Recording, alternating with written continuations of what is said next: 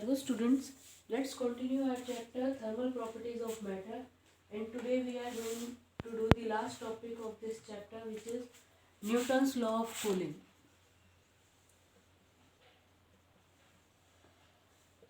कोई भी substance cool कब करेगा? जब उसका टेम्परेचर डिक्रीज करेगा. ठीक है, तो न्यूटन ने बोला कि कोई भी चीज़ या कोई भी ऑब्जेक्ट है वो कूल डाउन कैसे करता है कि जब वो ज़्यादा गर्म है, सपोज, ठीक है, ज़्यादा गर्म है तो वो उसका टेम्परेचर जल्दी जल्दी डिक्रीज़ करेगा, और सपोज वो थोड़ा ठंडा हो गया तो उतना ही टेम्परेचर ज़्यादा टाइम में डिक्रीज़ करेगा. ठीक है, ज़्यादा गर्म है तो जल्दी टेम्परेचर डिक्रीज़ करेगा, और कम टेम्परेचर है तो वो उतना ही टेम्परेचर डिक्रीज़ करने में ज़्यादा टाइम लगेगा. ठीक है, so Newton's law of cooling is that the rate of cooling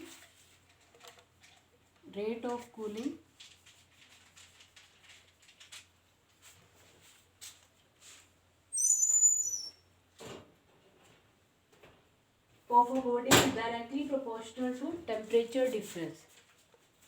Rate of cooling of a body is directly proportional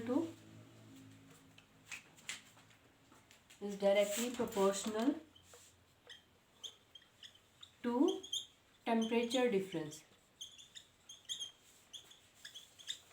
ठीक है, कि कोई भी सब्सटेंस जल्दी कूल कर रहे हैं, देर से कूल कर रहे हैं, वो किस पे डिपेंड करेगा? टेम्परेचर डिफरेंस पे डिपेंड करेगा. किसके टेम्परेचर डिफरेंस पे?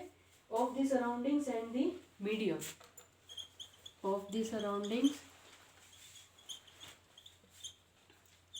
And the medium.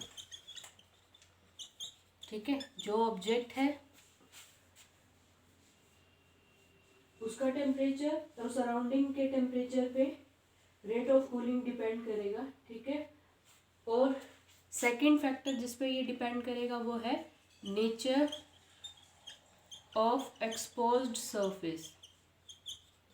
ठीक है, नेचर ऑफ एक्सपोज्ड सरफेस मतलब जितना ज़्यादा एरिया सराउंडिंग के कांटेक्ट में है, ज़्यादा एरिया है तो जल्दी कूल करेगा. ठीक है, कम एरिया कांटेक्ट में है तो देर से कूल करेगा. ठीक है, so according to Newton's law of cooling, rate of cooling मतलब decreasing the amount of heat या लॉस ऑफ हीट. तो लॉस को कैसे लिखोगे? किसी भी बॉडी के लॉस को कैसे लिख सकते हैं? D Q minus D Q, मतलब उसकी जो हीट एनर्जी है वो डिक्रीज कर रही है. ठीक है, तो टेम्परेचर के साथ हीट एनर्जी क्या कर रही है? हमारी डिक्रीज, और वो किसके डायरेक्टली प्रोपोर्शनल है?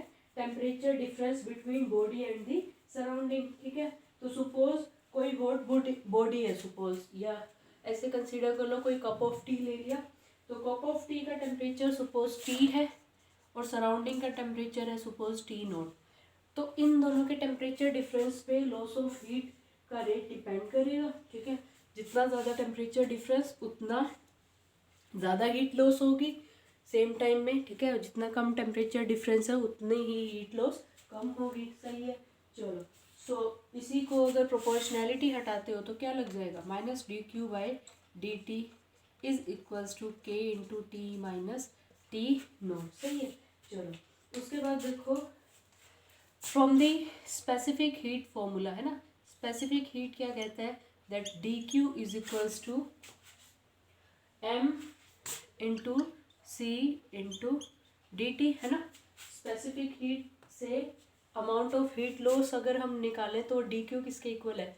एम इंटू सी इंटू में क्या आ जाएगा? D T. एम किसका मास है? Mass of the substance. ठीक है, एम किसका मास है?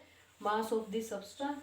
So rate of loss of heat इसमें निकालना हो तो डी टी से डिवाइड कर देते हैं suppose. So d Q by D T is equals to m C D T by small d t. ठीक है, टी स्मॉल टी यहाँ पे टाइम है, डी टी क्या है? टेम्परेचर डिफरेंस है. सही है, तो D Q by D t किसके इक्वल आ गया? M C D T by D t from the formula of specific heat. ठीक है, चलो. अब इसको हम पुट कर देते हैं यहाँ पर D Q by D T को, तो क्या आएगा? Minus of M C D T by D T is equals to K into T minus T naught, ठीक है। टी बॉडी का टेम्परेचर है, टी नोट सराउंडिंग का टेम्परेचर है, ठीक है। तो D T by D T की वैल्यू निकाल लेते हैं यहाँ से। तो D T by D T will be equals to D T by small d T is equals to minus k by m c, ठीक है। टी माइनस टी नोट, ठीक है। D q d T by D t कितना आ गया, minus k by m c, t minus T naught. अब k by m सी को हम एक कांस्टेंट पुट कर देते हैं, that constant is suppose capital के। तो माइनस के माइनस एज इट इज रहने दो, के बाई एम सी को क्या लिख दिया हमने, कैपिटल के लिख दिया, ठीक है। चलो उसके बाद देखो टी वाली टर्म्स एक साथ ले लेते हैं। तो D T by t minus T naught is equals to क्या आ गया, माइनस के डी टी, ठीक है। तो इंटीग्रेशन कर दो इसका बोथ साइड, ठीक है। इंटीग्रेशन कर दिया हमने, तो 1/t माइनस टी नोट का इंटीग्रेशन करेंगे, क्या आएगा, log of T minus T naught, ठीक है। क्या आ जाएगा, log of T minus T note. D T का इंटीग्रेशन कितना आ गया, टी प्लस में कांस्टेंट कितना आ गया हमारा, सी आ गया, ठीक है। अब लॉग हटाने के लिए एक्सपोनेंशियल ले लो, तो टी माइनस टी नोट किसके इक्वल आ गया, E raise to the power minus exponential, take exponential both side. तो E raise to the power log क्या हो जाएगा, ई और लॉग कैंसिल आउट हो जाता है। T minus T naught is equals to E raise to the power minus K T plus C, सही है। टी किसका टेम्परेचर था, बॉडी का टेम्परेचर, टी नोट किसका टेम्परेचर है, सराउंडिंग्स का टेम्परेचर, ठीक है। तो यहाँ से टी बॉडी का टेम्परेचर की वैल्यू क्या आ गई, टी नोट प्लस में E raise to the power minus K T plus C, सही है। चलो अब हमारे पास देखो,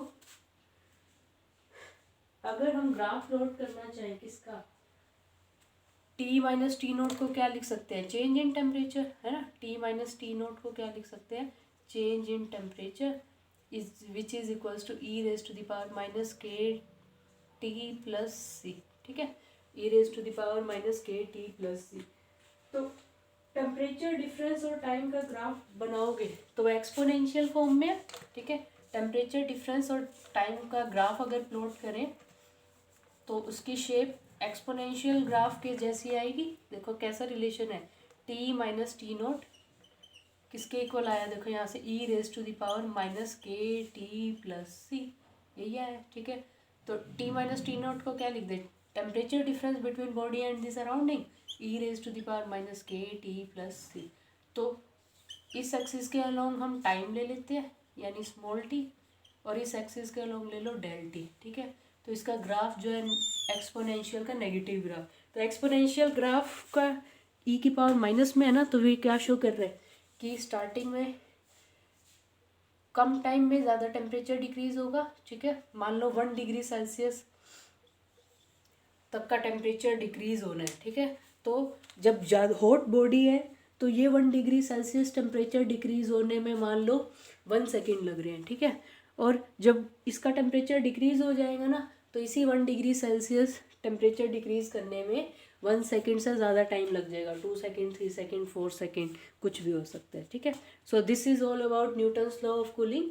ये क्या कहता है कि अगर बॉडी ज़्यादा गर्म है तो जल्दी ठंडी होगी, और कम गर्म है तो देर से ठंडी होगी, इसका कहने का मतलब ये है, ठीक है।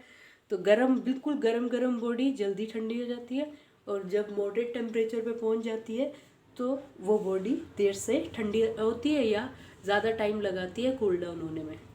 सो our chapter is completed. Next we are going to start about the thermodynamics. Thank you.